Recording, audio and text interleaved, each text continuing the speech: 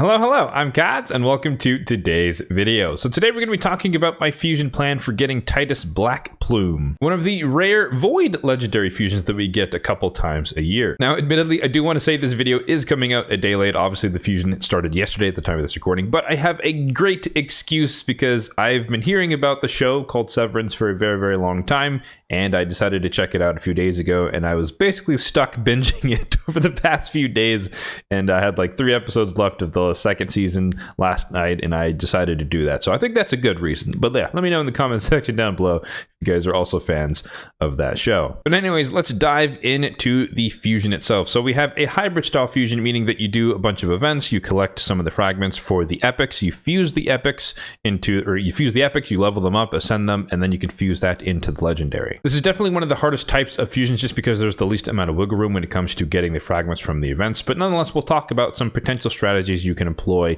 to or things to consider when you're thinking about how you want to approach this particular fusion. But let me not get ahead of myself here. Let's talk about what the champion actually does and talk about whether or not he is worth pursuing. So as I mentioned, he is a void legendary. He is from the Bannerlords. He's a legendary and he is defense based. In terms of the base stats, you can definitely see that he's more of a support. He has 18,000 on the HP, skewed towards defense at 1500 base, which is relatively high. I think Valkyrie is kind of like one of the highest in the game. She's like 1600 pushing 1700, but he is defense based. Of course, he's a bit slow on the speed because, as you might guess, or you might have seen, he's more of a tank than a DPS per se, with an asterisk on that one.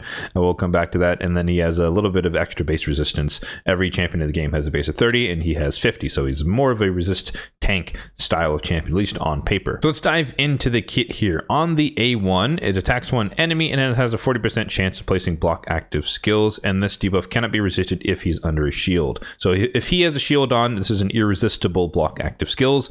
And this second bit of text took me a while to understand, and a little bit of test server footage watching that, seeing how it works. But essentially, this is a very complicated way of saying that whenever your ally counterattacks, they have a chance to place block active skills akin to this guy's ability, even if they don't have it themselves in their kit. And that's what this effectively means, or at least that's what it looked like. We didn't actually see him join in on the attack as it might imply with the text. But yeah, anyways, so on the A2 here, we have another single target ability on a 3-turn cooldown when booked, and this attack is always critical if the champion is under a shield buff. And this attack will also gain bonus damage equal to the value of the shield. So if you've seen some of the test server footage, you've seen, the resurgence, shall we say, of the infinity teams. This is where the damage comes from. If you have an infinitely scaling shield, which is finite to a degree, but I think it's like 1,000,000 hit points per shield is the cap. But essentially, you can scale up the shield just like we used to do a long time ago, or maybe a year ago with the Wixwell compositions. You scale up a massive shield, and then every time he uses the A2, he hits relatively hard, even though there is a shield cap. And at least at the time of this recording, there's no plans to reduce the power level of this, which I find interesting.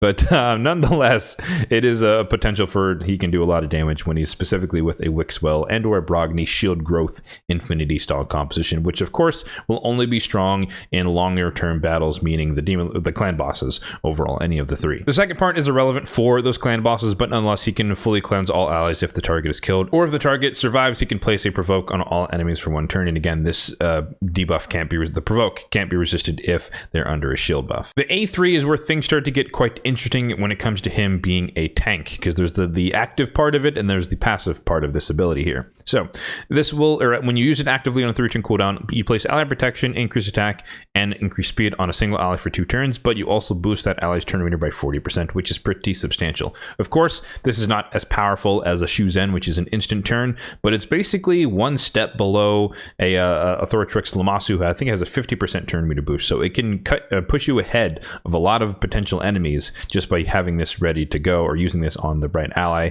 and you give them increased attack, increased speed. So if they're full crit rate and they're attack based, or you just want them to go sooner rather than later, this could be a very powerful move for allowing your team to cut in, or also just protecting them because you're also putting up the ally protection. But also, it will instantly activate the skill at the end of an ally's turn if the ally has no buffs and their HP is lower than 100%. From what I've seen, again, from test server footage, this does you need both of these qualifiers to be met in order for this to apply.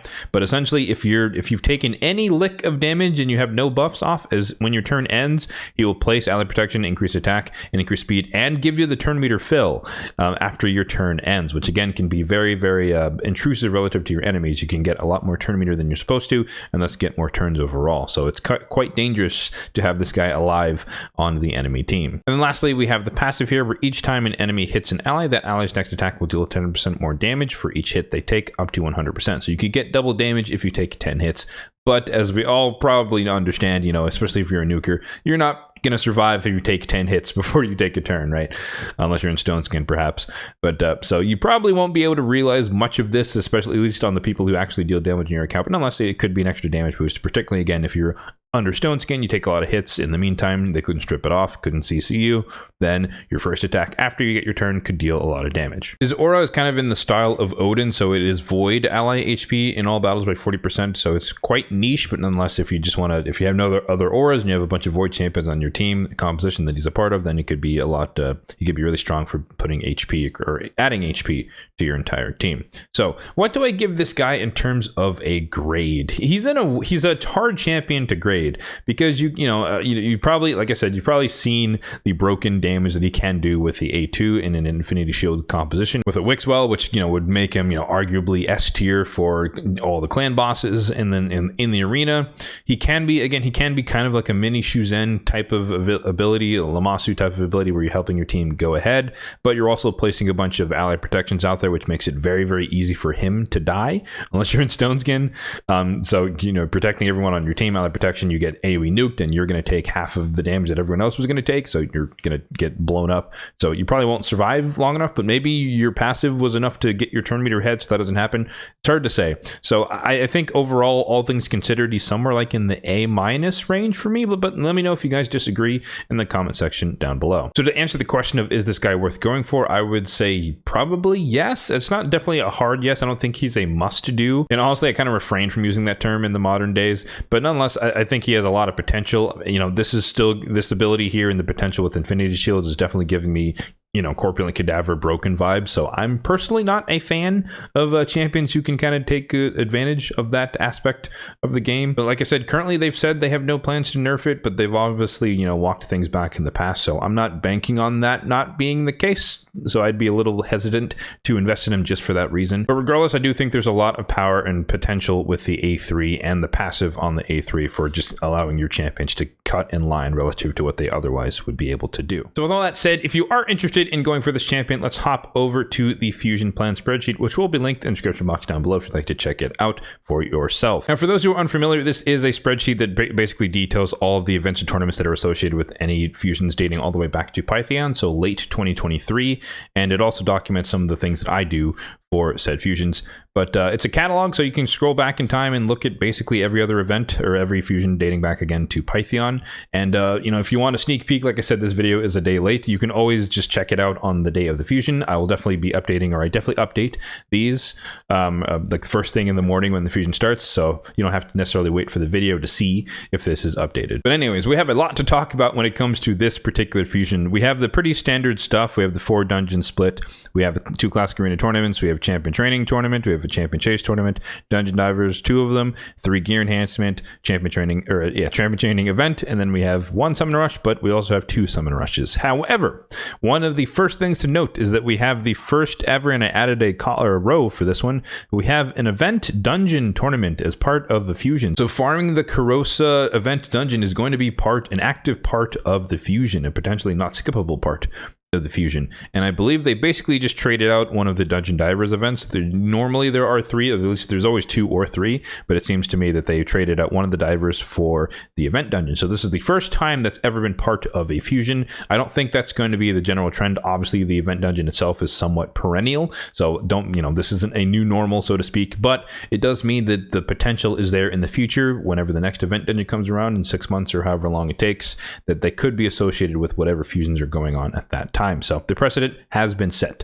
I think, is the main takeaway there. As such, we have yet to actually see this in the game, so I don't really know what the milestone would be, but we do have a prediction for that one. But everything else is basically the same as what we've seen. Thankfully, there's no Heroes Pass shenanigans going on with this one either, but there are 2 summon rushes. We have the normal one that's going on right now, and then we have the bonus one going on next week. The other thing to mention here are what I like to call pinch points, which are the overlap between dungeon tournaments and champion training, and we're starting off with one right now with the overlap of champion training alongside dragon and ice golem. And then we have an interesting one, the second one here, overlapping with the event dungeon, as well as a little bit of spider. Now on the right hand here, if you guys are unfamiliar with the format of the spreadsheet, we have all the milestones for each of these events and tournaments, and then anything marked with an asterisk is an educated guess based off historical precedent. So some of these are pretty, par for the course, like the dungeon tournaments are always 2250, classic arena is always 3900, but some of the other ones might vary a little bit depending on the amount of milestones or amount of nodes for getting fragments in the events. So I would say that they are generally speaking quite accurate, but nonetheless there's always room where I could be wrong in my estimation, or they could break from precedent in the past, and so the milestones will always be updated to reflect whatever they were in game once the events and tournaments go live. So the main things that people like to focus on definitely are, the shard pulling events. Most of the other things are pretty par for the course, but shard pulls. So we have the champion chase here, we have the first summon rush, and then we have the bonus summon rush. So the main thing I want to point out here is that the champion chase, which is later in the fusion, this is great because that means you have time to collect a bunch of the fragments for the epics, which are void in this case. So you get 350 points for summoning them in a champion chase. So by the time you get to the champion chase the following weekend, you should at least have 2 to 3 epics that you can fuse, and fusing 3 of them, void epics, is 1050 points. I'm expecting that this is going to be a relatively low milestone for the fragments for the fusion. This is what, again, historical precedence has informed me of, and so I'm guessing that's going to be around 5500, meaning that basically doing the fusion or fusing the fusion epics is going to get you 2/3 of the way, and then you could probably just do the rest with mystery shards, or if you wanted to pull during what I predict to be 2x sacred, you could also do that as well. However, you're probably going to need a lot more sacreds for the other events, namely the summon rush, or one or the other of the summon rushes. And then in this case, we have the first summon rush here, which is, we already know the milestone there. It's at 3000, pretty par for the course, 6 sacreds worth of points. So it's not high, it's not low, it's just kind of in the middle. And then we have the bonus summon rush. And I do want to issue a warning here as far as strategy is concerned.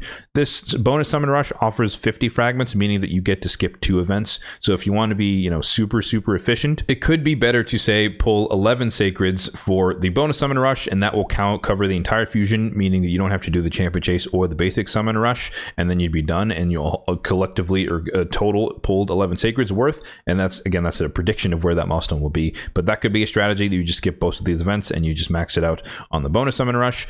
In the past, there's usually, not always, but there's usually a sacred pogo pull one get one going alongside the bonus summon rush. So you might want to wait for that because you can double dip a little bit. You're again skipping the previous events, and you're also getting the benefit of just maybe you get 2 legendaries and for the price of 1. But of course, that decision is up to you guys. That's just one aspect or one approach that you can use to strategize when it comes to this one. In my case, I will actually be pulling for this summon rush, as we'll talk about a little bit later, and I'm probably still going to try and do what I said when it comes to the champion chase, because so much of it will be done by the fusion itself. At the bottom here, I always like to list out my plan for my energy over the course of the 2 weeks of the fusion. This is not a guide necessarily of how you should spend your energy, but just more documenting how I spent my energy over the course of the fusion. And then because this is a fusible champion, so to speak, in a different tab here, the fusion potion calculator, we have the makeup of exactly what you would need to fuse or to ascend all of the epics as part of the fusion. In this case, it's pretty straightforward, but they're 4 void epics. So you need 12 arcanes, or 12 superior arcanes, and then 24 superior void potion. So just keep that in mind to make sure that you're farming up the void dungeons if you need to. I would expect, or the arcane dungeon is always open, so that's not as big of a deal. But if for some reason you're lacking on the void superiors, then you may need to make sure that you are paying attention to when the Sundays are for the fusion, which are noted here in the lovely purple color on the spreadsheet. So you can always know that you should know that there's one coming up this weekend and then the following weekend, but those are the only 2 chances you're going to have during the fusion to farm the void keep. So just don't screw yourself by not having enough superiors to get the champion in the end, unless you're forcing yourself to have to spend gems or something to open up all of the potion keeps. So now let's talk a little bit about the current events going on in the game and highlight a little bit of my personal strategy when it comes to fusions.